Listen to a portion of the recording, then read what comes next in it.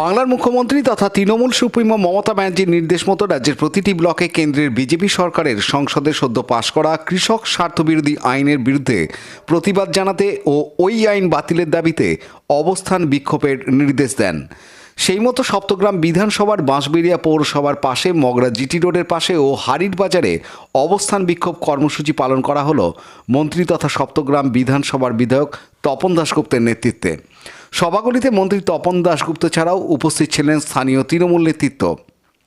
ডাকে সারা পশ্চিমবাংলা জুড়ে গণ অবস্থান চলছে। কৃষি আইনের বিরুদ্ধে কেন্দ্রীয় সরকার কৃষি আইন করেছে সেটা বাতিলের দাবিতে।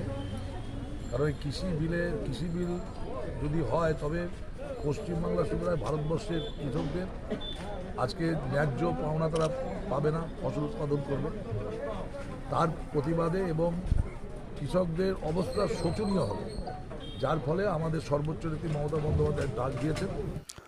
সপ্তগ্রাম থেকে সুভাষ মাইতির রিপোর্ট, হুগলি নিউজ।